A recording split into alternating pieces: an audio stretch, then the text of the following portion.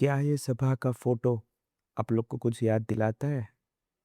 जी हाँ दोस्तों, ये सिर्फ एक महाभारत की कहानी नहीं, ये एक ह्यूमन साइकोलॉजी है जो आज भी फॉलो होती है। ये फोटो जब युधिष्ठिर जी अपने भाइयों, अपनी बीवी द्रौपदी और अपना सब कुछ हार गए थे उस टाइम की है। Hello viewers, welcome back to our channel. आज हम लोग इन्वेस्टिंग के एक सबसे इम्पोर्टेंट चैप्टर को सीखेंगे जिसका नाम है stop loss. Why stop loss is a very important tool in investing और ट्रेडिंग। यही फोटो आपके लिए एक सबसे बड़ी सीख है कि आपको ये जानना बहुत ही जरूरी है कि आपको कब स्टॉप होना है, कितने लॉस के बाद आपको खुद पे लिमिट लगा देनी है कि मैं इससे ज्यादा और लॉस नहीं ले सकता। ये जानना सबसे जरूरी होता है और सबसे मुश्किल। स्टॉप लॉस सिर्फ एक मैथमेटिकल लॉस नहीं है, ये आपको साइकोलॉजिकल भी इम्पैक्ट करता है, ये आपके थॉट प्रोसेस को इम्पैक्ट करता है। स्टॉक मार्केट में अगर हमें फेलियर नहीं होना है तो हमें बचाने वाला सिर्फ और सिर्फ ये एक स्टॉप लॉस है। आपकी strategy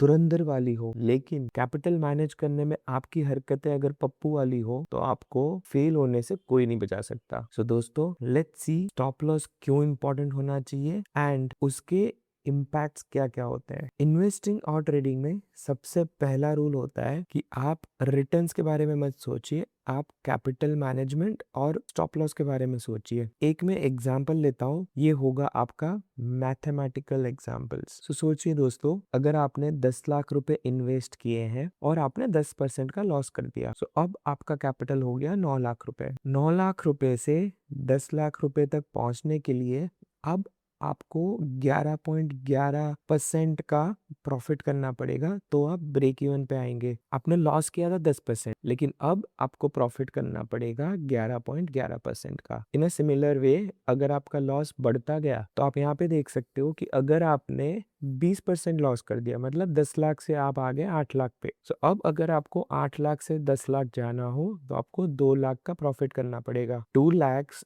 on 8 lakh is 25%, correct. ऐसे ही अगर आपने 70% का लॉस कर दिया, 10 लाख बन गया सिर्फ 3 लाख रुपए, और 3 लाख से अगर आपको 10 लाख तक वापस पहुंचना है वो बन जाएगा आपका 233%, 233%। आपको डिफरेंस मालूम हो पा रहा है यहाँ पे? 233% कमाना मतलब आप सोचो, अगर निफ्टी बेस्ट परफॉर्म करके हर साल 20% भी दे रहा है तो भी आपको 10 से 11 साल लगेंगे इतना रिकवर करने के लिए। आप गवा सकते हो बहुत जल्दी, बट उसको वापस गेन करने के लिए आपको 10 या 11 साल हो जाएगा। दोस्तों, थोड़ी चीजें हमेशा याद रखना, थोड़ी कड़वी होंगी बट आपके लिए बहुत जरूरी है। ऐसे बोला जाता है रोम सिटी को बिल्ड करने में सालों लग गए but it can be destroyed in 1 day. Hiroshima और नागासाकी का एग्जाम्पल देखो, इतने सालों तक उसको बिल्ड किया गया लेकिन एक ही दिन में उसके ऊपर बॉम्ब डाल के उसको डिस्ट्रॉय कर दिया गया। सिमिलर वे में अगर आपने आपके कैपिटल को सही से मैनेज नहीं किया, it would take you years to build your capital, but it would take only one incorrect trade या एक गलत डिसीजन जिससे आपका पूरा कैपिटल वाइप आउट हो सकता है। So focus on your stop loss, it's very very important. ये तो देखा हमने कि स्टॉप लॉस का मैथमेटिकल इम्पैक्ट क्या है। अब हम देखेंगे थोड़ा साइकोलॉजिकल पर्सपेक्टिव कि लोग क्यों अपना लॉसेस कट नहीं करते हैं। सबसे पहला साइकोलॉजिकल बिहेवियर है, उसको बोलते हैं लॉस एवर्जन। उसका मतलब है कि मान लो हमने 2 इन्वेस्टर्स को सेम कैपिटल दिया, एक इन्वेस्टर ने वो कैपिटल से मान लो दोनों को 1-1 लाख रुपए दिए गए, एक इन्वेस्टर ने 10,000 का प्रॉफिट बनाया, दूसरे इन्वेस्टर ने 10,000 का लॉस बनाया। जो इन्वेस्टर ने 10,000 का प्रॉफिट बनाया होगा उसके कंपैरिजन में जो इन्वेस्टर ने लॉस किया होगा उसको सैडनेस डबल होगी। मतलब खुशी आपको 1 गुना ही होती है जब आप प्रॉफिट करते हो, बट लॉस का जो इम्पैक्ट है आपके दिमाग पे वो डबल होता है। और ये स्टडी की गई थी by the researchers Daniel and Amos. दूसरा होता है संक कॉस्ट फॉलिसी। उसका मतलब है कि मैंने 30%, 40%, 50% तो गवा ही दिया है, इससे ज्यादा तो और मैं कितना ही गवाऊंगा। मैंने 1 लाख रुपए स्टॉक में इन्वेस्ट किए थे, अब ये 50,000 हो गया है, अब मैं इसको नहीं बेच सकता हूँ, ये यहाँ से रिवर्स करेगा। नहीं दोस्तों, गलत बात है ये। आपको मालूम होना चाहिए कि आपको कहाँ पे स्टॉप करना है। रिमेम्बर दोस्तों, परसेंटेज मैटर्स। 1 लाख का 50,000 हो गया, आपने 50% लॉस किया है,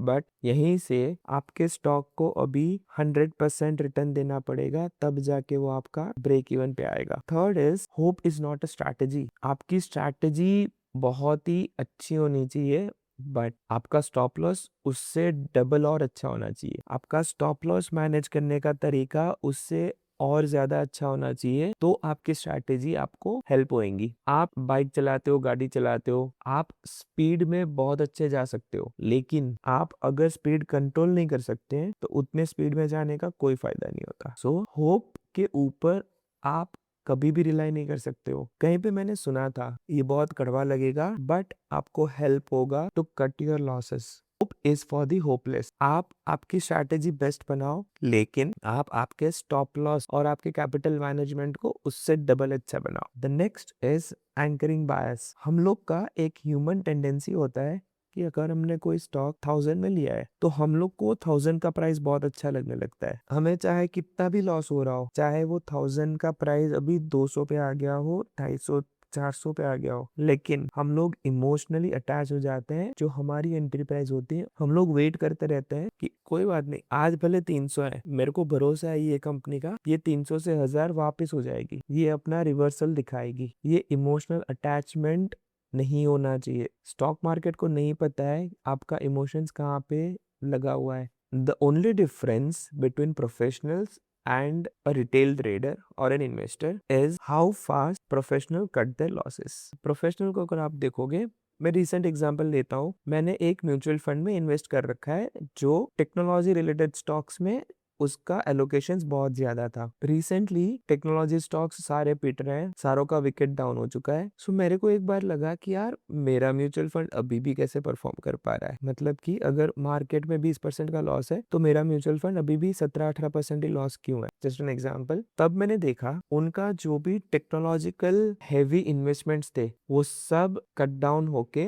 उनके सेक्टर हैं वो ऑलरेडी चेंज हो चुके थे। So that was an eye opener for me कि अगर मेरे को भी एक सक्सेसफुल ट्रेडर या इन्वेस्टर बनना है तो मेरे को भी अपने स्टॉप लॉसेस को बहुत जल्दी कट करना होगा and I have to reverse my sector allocation, या तो मेरे को अपनी कोई दूसरी स्ट्रैटेजी यूज करनी स्टार्ट करनी पड़ेगी। फ्यू ऑफ द वर्ड्स जो ग्रेट इन्वेस्टर्स ने कहे गए हैं, वॉरेन बफेट जी कहते हैं, first rule of investing is not to lose money and the second rule is never to forget the first rule. किसी और ने कहा गया है, आप आपके लॉसेस का ख्याल रखो, प्रॉफिट्स अपने आप फॉलो हो जाएंगे। किसी और जगह पे लिखा गया है, अगर छोटे मोटे लॉसेस आपको मिलते हैं, आप ऐसा समझो कि वो स्टॉक मार्केट का फीस है, लेकिन बड़े लॉसेस एक डिजास्टर है। दोस्तों हमेशा याद रखिए, आज के की टेकअवेज, बिकॉज ये सबसे ज्यादा इंपॉर्टेंट होने वाले हैं आपके इन्वेस्टिंग जर्नी के लिए। स्टॉप लॉसेस आपको तेज जाने से नहीं रोक रहे हैं, वो सिर्फ ब्रेक का काम करेंगे सो दैट आपका एक्सीडेंट ना हो। या तो आप ऐसे समझो ये वो सीट बेल्ट है जो एक्सीडेंट को नहीं रोक पाएगा, लेकिन उसके इम्पैक्ट को डेफिनेटली लिमिट कर सकता है। स्टॉक मार्केट की दुनिया में आप एक पप्पू ना बन जाओ, उसके लिए ये आपको हेल्प करेगा। So do remember to protect your capital always. जैसे कहते हैं कि जान है तो जान है,